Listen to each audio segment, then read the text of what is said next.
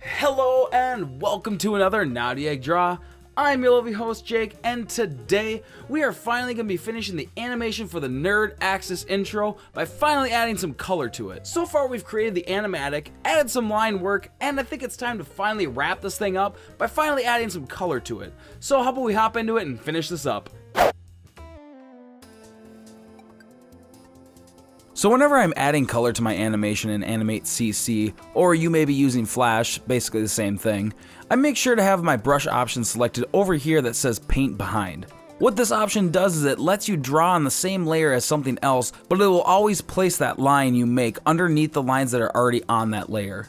This is something I didn't know was an option in this program for a long time when I first started, and it really made the coloring process very difficult for me. So I hope you write this down if you are planning on making an animation with this program. It helps a lot with everything and really makes everything look a lot cleaner when you're finished. So what I do when I use this option is I draw and fill in only the highlights and the shadows first. This is important since it'll be a lot harder for you to add those shadows and highlights if you fill in that space with solid colors first, since you'll be using Paint Behind. So once I pick the color that I'm going to work with in the section that it's going to go, I animate all the way through just that part first. I do this because it's a lot easier to see with your onion skin from the last keyframe, and that way you can make sure everything is accurate as your character is moving. The key to this section is to make sure you stay consistent with your shadows and highlights. Once I've done that for the entire timeline where that color is present, I just continue this process until all my shadows and highlights are completely finished. And then all you have left to do at this point is to take the bucket tool and fill in those final base colors for that area. Now you may be wondering why I'm starting off with the character in black and white like this.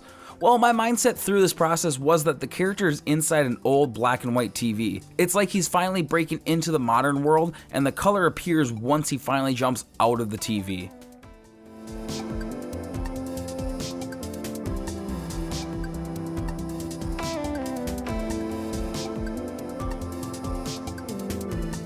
Now the one really nice thing about doing the color section in your animation is that you don't have to sit and worry about whether or not you're syncing up your audio to everything and all that jazz. At this point you can just kind of let your mind wander a little bit and listen to music as you do it.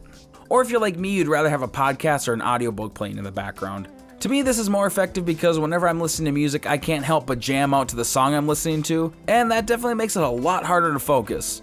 Especially if your choice of music is metal and you keep headbanging into the music and you use your expensive tablet pen as a drumstick and you break it. That is totally not something I have done.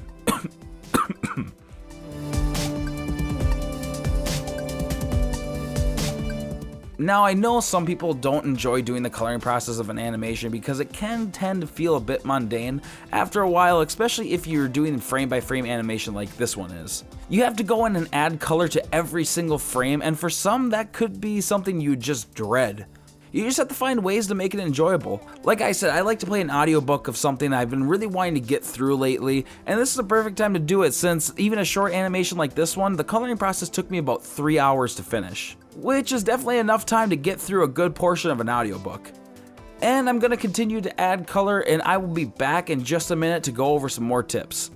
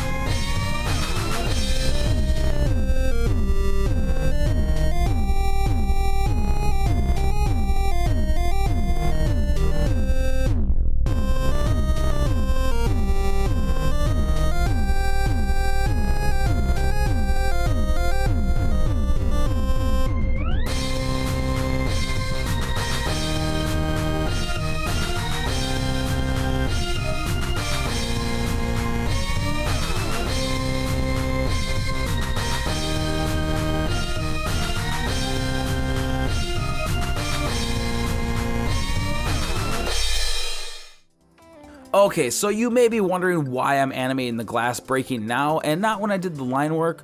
Well, you probably aren't, but anyways, the main reason I waited until now is because I forgot about the glass when I was doing the line work. No, actually the reason I am doing it at this point, right before doing the color of the actual character that's not black and white, is because I wanted to do a little bit of color trick with my character as the glass was flying past him. So since the glass would partially be transparent, you'd be able to see the character from behind the glass shards. But I didn't want to just have the green showing through from behind, but instead I wanted to have it look like the glass itself is what made him look black and white. So as the glass passes by him, I colored those overlapping sections in black and white. It's a super minor detail that doesn't really even show up in the animation because the section is so quick, but it's always those little things that help push your animation and your art in general to the next level. It's something that you can be proud of if someone pauses your animation right at that point, and they may actually notice that little detail that you added to such a non-important part.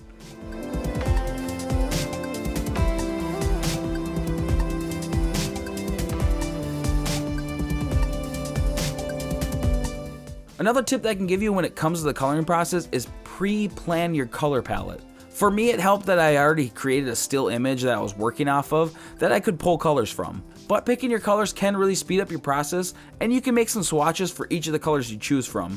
Which in hindsight, I probably actually should have done here when I was working on this, instead of pulling from my reference photo. The way I was doing it just makes the screen very overpopulated with stuff. Hindsight's 2020, everyone. Sadly, I want to let you know that my capture crashed when I was creating the final touches to this animation, like the banner coming across that says Nerd Access, and a little bit of static to the screen that I added to the end. So I'll finish up this last bit of coloring and we will see the final product in just a second.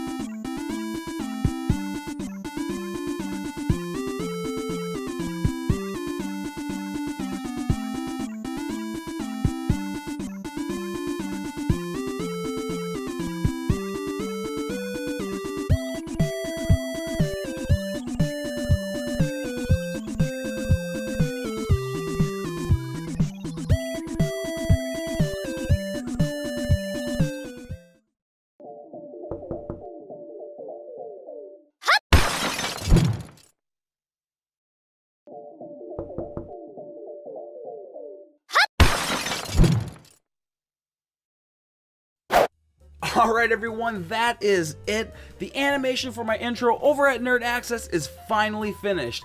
I think it turned out pretty good, but what do you guys think? Also, if there's any topics from these last couple videos that you guys want me to explain just a little bit more, let me know down below so I can make a video on it for you guys. I am always open for suggestions for videos. But anyways, thank you guys so much for watching this video till the end. If you haven't yet, make sure you smack that sub button and hit that little bell button so you guys know when I'm posting videos. And like always, keep drawing, and until next time, bye!